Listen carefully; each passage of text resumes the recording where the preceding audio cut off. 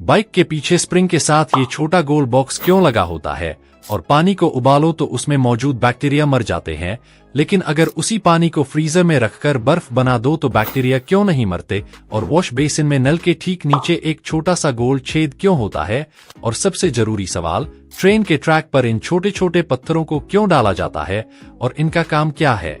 इन सब का जवाब आपको इसी वीडियो में मिलेगा और आगे के पॉइंट्स आपको हैरान भी करेंगे और मजेदार भी लगेंगे, इसलिए वीडियो को एंड तक जरूर देखना। नंबर 1, क्या आपने कभी सोचा है पानी को उबालो तो उसमें मौजूद बैक्टीरिया मर जाते हैं, लेकिन अगर उसी पानी को फ्रीजर में रखकर बर्फ बना दो तो बैक्टीरिया क्यों नहीं मरते? ये थोड़ा अजीब तो है ना? गर्मी में मर जाते हैं बट ठंड में जिंदा रहते हैं, तो आखिर इसका राज क्या है? असल में जब हम पानी को 100 डिग्री तक उबालते हैं तो इतनी तेज गर्मी से बैक्टीरिया का प्रोटीन और सेल वॉल पूरी तरह नष्ट हो जाता है, यानी उनकी बॉडी का स्ट्रक्चर ही टूट जाता है और वो जिंदा नहीं रह पाते। लेकिन जब पानी बर्फ में बदलता है तब तापमान गिर जरूर जाता है, पर यह सिर्फ बैक्टीरिया की लाइफ प्रोसेस को स्लो कर देता है। ठंड उन्हें सुला देती है, खत्म नहीं करती। इसीलिए तो फ्रीजर में रखी चीजें जल्दी खराब नहीं होती, क्योंकि बैक्टीरिया की एक्टिविटी रुक जाती है। लेकिन जैसे ही आप बर्फ पिघलाते हैं और पानी नॉर्मल टेम्परेचर पर आता है तो बैक्टीरिया फिर से एक्टिव होकर बढ़ने लगते हैं, यानी बर्फ बनाने से कुछ देर के लिए वह सपनों की दुनिया में चले जाते हैं, लेकिन उन्हें खत्म करने के लिए पानी को उबालना पड़ेगा। नंबर 2, क्या आपने कभी सोचा है जब भी आप ट्रेन पकड़ने जाते हैं तो पटरियों के दोनों तरफ छोटे छोटे पत्थरों की मोटी परत बिछी होती है, पर सवाल ये है, आखिर रेलवे मिट्टी या रेत क्यों नहीं डालता, हमेशा पत्थर ही क्यों? असल में इन पत्थरों को बैलास्ट या ट्रैक गिट्टी कहते हैं। सुनने में सिंपल है लेकिन काम बड़े ही कमाल का करते हैं। सबसे पहला काम ट्रैक को स्टेबल रखना। सोचिए, एक ट्रेन का वजन हजारों हाथियों जितना होता है। इतनी भारी चीज जब तेज स्पीड से गुजरेगी तो ट्रैक पर जबरदस्त दबाव पड़ेगा। अगर नीचे सिर्फ मिट्टी होती तो वो जल्दी दब जाती और पटरी टेढ़ी मेढ़ी हो जाती, लेकिन पत्थर शॉक अब्जॉर्बर का काम करते हैं। ये पत्थर वाइब्रेशन सोख लेते हैं और पटरी को मजबूती से पकड़कर सीधा रखते हैं। दूसरा काम है पानी को रास्ता देना। बारिश हो या नमी, पानी अगर ट्रैक पर रुक जाए तो लोहे और लकड़ी दोनों में जंग लग सकती है, लेकिन ये पत्थर पानी को नीचे जमीन में बहा देते हैं। यानी ये छोटे छोटे पत्थर ट्रेन को सिर्फ संभालते ही नहीं बल्कि पटरी को डूबने से भी बचाते हैं। आप इसे ऐसे भी समझ सकते हैं जैसे हम हवा में उड़ते पेपर को रोकने के लिए उसके ऊपर कोई किताब या पत्थर रख देते हैं ताकि वो हिल न पाए, वैसे ही रेलवे ट्रैक के नीचे ये पत्थर पटरी को दबाव और हिलने डुलने से बचाने का काम करते हैं।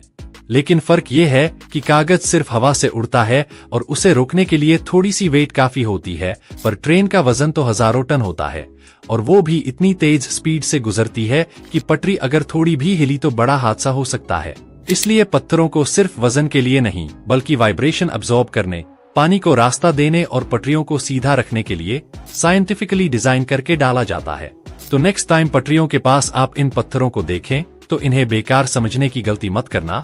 ये सिर्फ रोड पर बिखरे कंकड़ नहीं बल्कि लाखों जिंदगियों की सुरक्षा करने वाले अनसंग हीरोज हैं। दो नहीं, सिर्फ एक लाइक कर दो और सब्सक्राइब करके अगली वीडियो मिस मत करना। नंबर 3, क्या आपने कभी सोचा है आपके वॉश बेसिन में नल के ठीक नीचे एक छोटा सा गोल छेद क्यों होता है? पहली नजर में तो लगता है कि ये बस डिजाइन का हिस्सा है, पर सच कहूं तो यही छोटा छेद आपको एक बड़ी मुसीबत से बचा लेता है। असल में इसे कहते हैं ओवरफ्लो होल। नाम से ही थोड़ा अंदाजा मिल जाता है। इसका काम है बेसिन को ओवरफ्लो होने से बचाना। सोचिए, अगर आप नल खोलकर भूल गए और पानी लगातार बहता रहा, अगर ये होल ना हो तो कुछ ही मिनटों में सारा पानी बाथरूम या कमरे में फैल जाता, लेकिन इस होल की वजह से एक्स्ट्रा पानी सीधा ड्रेन पाइप में चला जाता है। यानी ये छोटा सा छेद आपकी फ्लोर को स्विमिंग पूल बनने से बचा देता है। लेकिन इसका काम सिर्फ इतना ही नहीं है, ये होल बेसिन में पानी ड्रेन होने की स्पीड भी बढ़ा देता है। जब आप बेसिन का मेन होल खोलते हैं तो पानी स्मूथ तरीके से इसलिए निकलता है क्योंकि ये छोटा छेद हवा को अंदर खींचकर वैक्यूम ब्रेक करता है। अगर ये ना हो तो पानी अक्सर धीरे धीरे रुक रुक कर ड्रेन होता। चलो मान लो आपने आज ये फैक्ट जान लिया, अब घर जाकर चेक करना कि आपके बेसिन में ये होल है या नहीं और रिजल्ट कमेंट में बताना। नंबर 4, क्या आपने कभी नोटिस किया है बाइक के पीछे स्प्रिंग के साथ एक छोटा सा बॉक्स जैसा हिस्सा लगा होता है? पहली नजर में तो लगता है कि ये बस स्प्रिंग का एक्स्ट्रा पार्ट है, लेकिन सच कहूं तो यही छोटा बॉक्स आपकी राइड को झटकों से बचाने का काम करता है। असल में इसे कहते हैं सस्पेंशन डैम्पर। अब काम सुनो, जब बाइक गड्ढे या स्पीड ब्रेकर से टकराती है तो स्प्रिंग ऊपर नीचे हिलता है।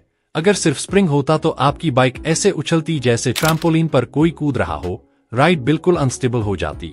यहीं पर काम आता है ये छोटा बॉक्स। इसके अंदर तेल और वॉल्व्स का सिस्टम होता है। जब स्प्रिंग दबता है तो तेल दबाव में इधर उधर मूव करता है और स्प्रिंग की एक्स्ट्रा बाउंस को कंट्रोल कर लेता है। यानी ये बॉक्स स्प्रिंग को स्मूथ बना देता है और राइड को बैलेंस करता है।